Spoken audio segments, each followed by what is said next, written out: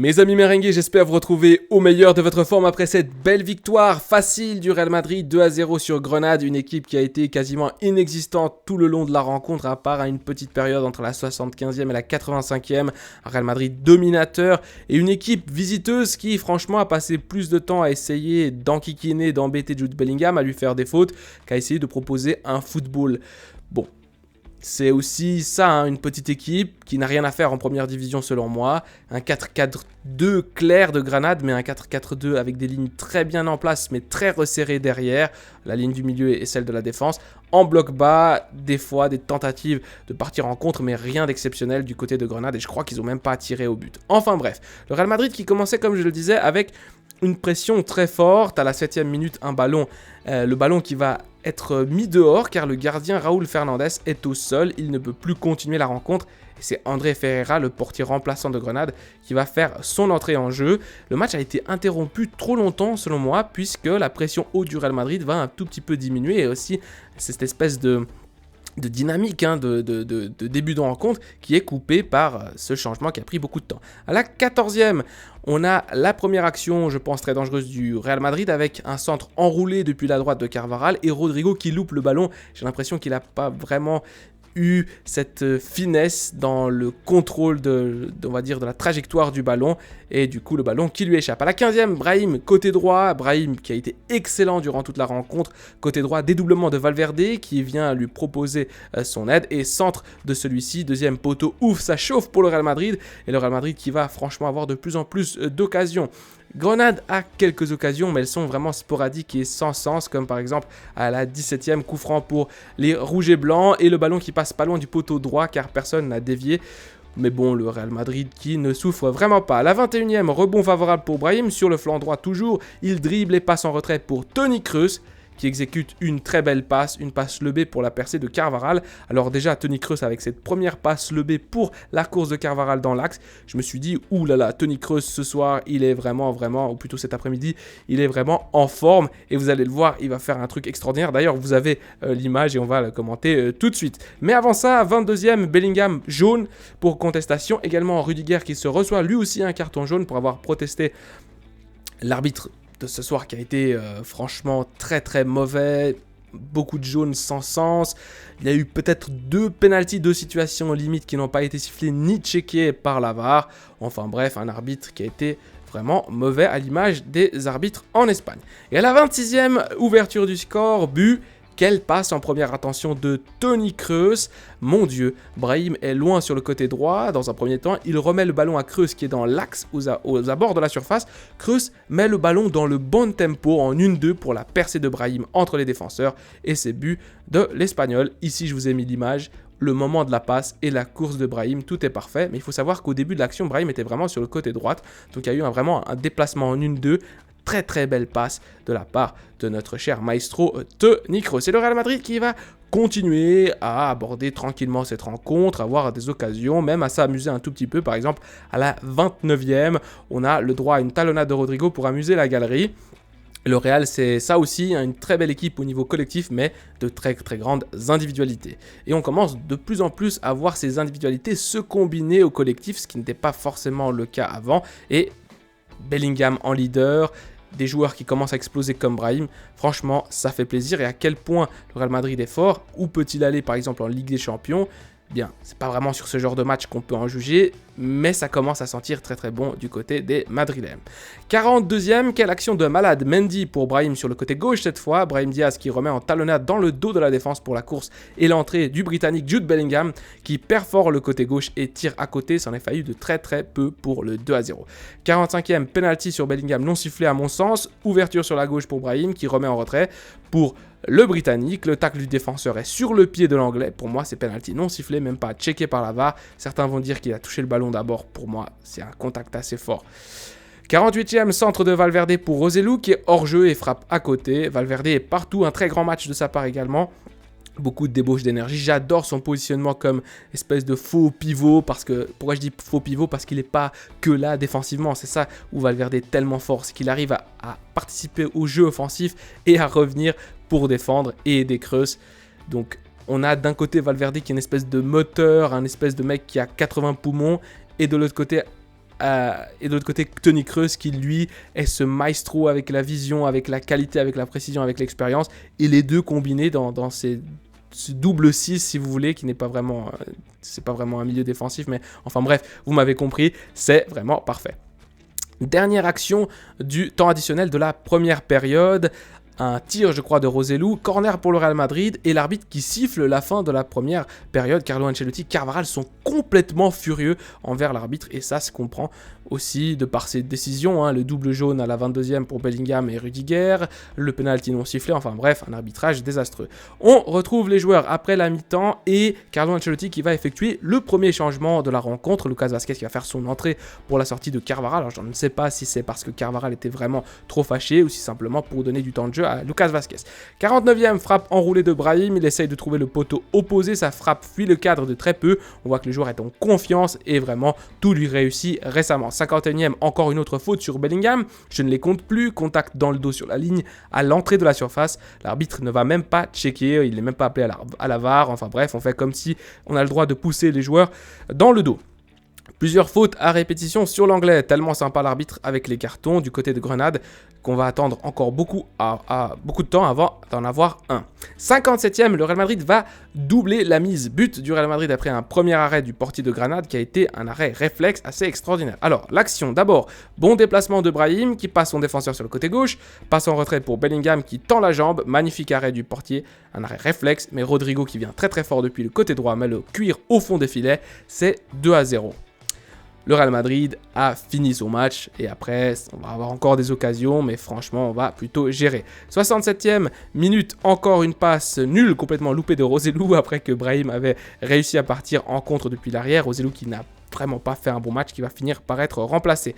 69e, première vraie action de danger et semi-danger de Grenade. Un ballon dans le dos, hors-jeu de peu. Mendy, je crois qu'il a failli couper le hors-jeu. Mais franchement, à part quelques contres comme ça et quelques approximations sur coup franc, ça a été vraiment désastreux du côté de l'adversaire. 70e, sortie de Roselu pour l'entrée de Ceballos. Roselu qui a fait vraiment un mauvais match, pas très présent offensivement, ni à la construction ni à la finition. Et Ceballos qui fait son entrée. Bellingham passe devant et Ceballos devient milieu droit et Brahim milieu gauche, dans ces deux positions plutôt offensives du milieu de terrain. 74e, donc 74e, Jude reçoit sur le côté gauche. Quel beau ballon piqué du Britannique pour Valverde qui reprend pour une déviation réflexe du gardien adverse en corner. Le 3-0 est passé tout près. Alors c'était un gardien remplaçant qui nous a fait deux beaux arrêts. D'abord sur le but de Rodrigo que j'ai déjà commenté à la 57e. C'était d'abord un premier arrêt réflexe sur la reprise de Bellingham. Et là encore, une fois sur la reprise de Valverde. Alors ce gardien-là, pour Grenade, je ne suis pas entraîneur de Grenade, mais pourquoi pas le mettre titulaire. Enfin bref. 75e, on voit enfin la couleur du maillot de Lunin. On ne l'avait pas vu depuis le début de la rencontre, la caméra qui n'était jamais sur les cages madrilènes, puisque le Real Madrid ne reçoit et ne recevra pas, je crois, si je ne me trompe pas, de ballon cadré. On voit enfin donc les couleurs du maillot noir de Lunin. À partir de cette minute-là, donc 75e, 85e, on voit quelques approximations, quelques tentatives des rouges et blancs avec un Real Madrid qui sait qu'il a le match dans la poche. 77e, premier carton jaune pour Grenade. Enfin, Gambao, je sais pas comment il s'appelle, qui empêche une contre-attaque et qui reçoit jaune. 85e, sortie de Rodrigo, très applaudi par le public et entrée du jeune Gonzalo Garcia pour lui donner quelques minutes. Mais franchement, Carlo, t'aurais pu donner un peu plus que 5 minutes. 87e, grosse intervention de Alaba, beau tacle et concentration dans la surface. Il faut aussi, parfois souligner ses actions défensives. Et on arrive à la 88e, sortie de Brahim pour l'entrée de Nico Paz. Les deux jeunes, Gonzalo et Nico Paz, qui vont avoir très peu de temps de jeu. Je pense que Carlo Ancelotti aurait pu donner plus de temps de jeu. Donc ça, c'est pour le résumé. Un match que j'ai trouvé franchement facile pour le Real Madrid. Il n'y a pas grand chose à dire, à part que Brahim est très très fort sur le terrain, tantôt techniquement que maintenant à la finition. Et surtout, l'image que vous voyez ici avec le petit ballon qui file, qui pour moi... Je vais à chaque fois vous mettre une image de la rencontre. Et pour moi, c'est l'image de la rencontre. C'est cette passe de Tony Kroos. Parce que cette passe, elle est dans le bon tempo. Elle casse 3 lignes. 1, 2, 3 lignes. Elle casse 3 lignes. Et surtout, elle arrive précisément dans les pieds de Brahim. Il y a très très peu de joueurs de football qui peuvent faire ça. Surtout en première intention parce qu'ils ne contrôlent pas. Tony Kroos, c'est simplement un joueur extraordinaire au niveau de tout ce qui concerne le positionnement et les passes.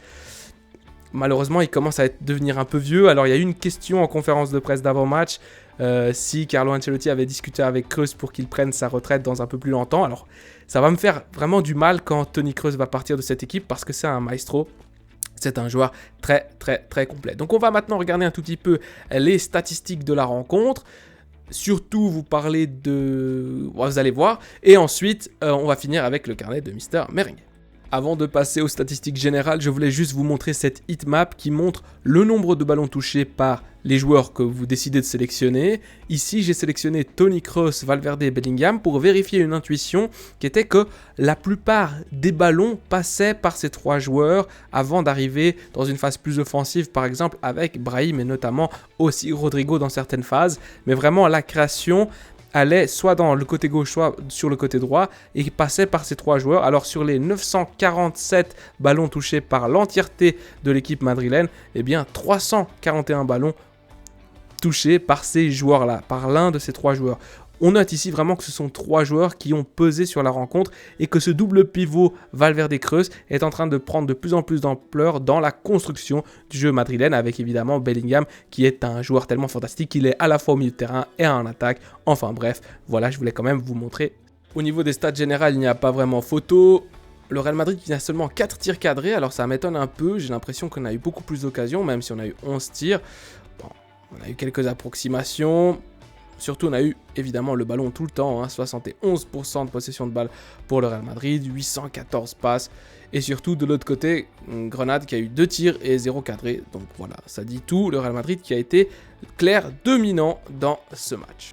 On va finir cette vidéo avec le carnet de Mister Merengue. Alors, j'en ai déjà parlé, Toni Kroos qui a été exceptionnel, mais c'est surtout un joueur qui a une qualité extraordinaire dans tout ce qu'il fait, non seulement le positionnement, non seulement la création, mais aussi le placement et placer les autres. Et ça, je ne l'ai pas dit avant, placer les autres. Combien de fois on le voit faire des gestes de la main pour placer Valverde, pour lui dire de redescendre ou pour monter, même pour aider Mendy sur le côté gauche, ou alors pour appeler Bellingham. Enfin bref, c'est un joueur qui contrôle le milieu de terrain, c'est le métronome, c'est le maître à jouer de cette équipe. Et franchement, quand il va partir, ça va me faire très très mal. Granada ou Grenade en deuxième division, parce qu'ils ont passé le match plutôt à essayer de blesser nos joueurs et à faire des fautes stupides qu'à essayer de jouer au football.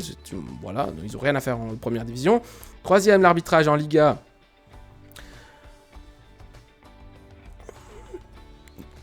Je sais pas s'il y a penalty sur Bellingham. Pour moi, il y a penalty, mais au moins aller checker à la VAR, non? Et sur la deuxième, cette poussette là, je sais plus laquelle, que j'ai aussi commenté dans le dos. Là aussi, il faut aller à la VAR. Pas de VAR. Enfin bref. 8 blessés. Point numéro 4. 8 blessés, pourquoi? Parce qu'on ne les sent pas en fait. On ne les ressent pas, ces blessés. C'est quand même des joueurs importants. Hein. Tchouaméni, Camavinga, Militao, Courtois, Vinicius. Voilà, on a Brahim, on a Bellingham, on a Rodrigo en super forme. D'ailleurs, Rodrigo, j'ai pas parlé durant cette vidéo, mais il a marqué évidemment. Il a été très présent aussi. Mais bon, Brahim a fait un très très gros match. Kroos aussi, je voulais plus les mettre en avant. Mais Rodrigo, évidemment, aussi un bon match. Super Brahim, d'ailleurs, c'est mon prochain point.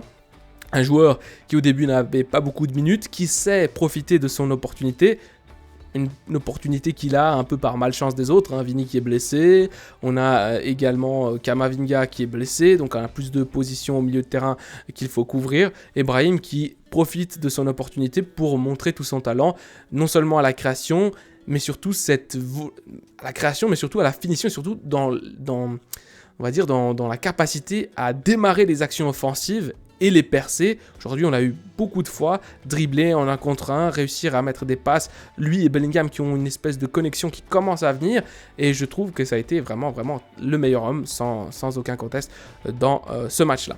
Et enfin, le 4-2-2-2 avec, je vais essayer de vous le remettre, ce dispositif-là, qui commence vraiment, vraiment, vraiment à prendre du sens, beaucoup de sens, que ce soit sur cette première ligne défensive Kroos-Valverde et surtout sur les connexions et la liberté en fait que ça laisse à Rodrigo, Bellingham, Diaz, Vini quand il va revenir, j'imagine, à essayer de un petit peu permuter. Hein. Rodrigo, tantôt on l'a retrouvé à droite, par exemple sur son but il vient de la droite. Diaz, tantôt on le retrouvait à gauche, tantôt on le retrouvait à droite. Bellingham, pareil, hein, qui est ce renard des surfaces presque alors qu'il est milieu de terrain. Enfin bref, une belle complémentarité que offre ce système avec en fait 2 joueurs qui sont super importants ici, Kroos et Valverde, qui nous donnent quand même une stabilité défensive relativement bonne par rapport à ce qu'on pourrait penser. Par exemple, on pourrait penser que l'absence de Tchouaméni serait vraiment catastrophique pour le Real Madrid au niveau défensif, pareil pour Camavinga, mais franchement, c'est pas le cas. Après, il faudra voir contre les bonnes équipes, contre les équipes un peu plus dangereuses devant.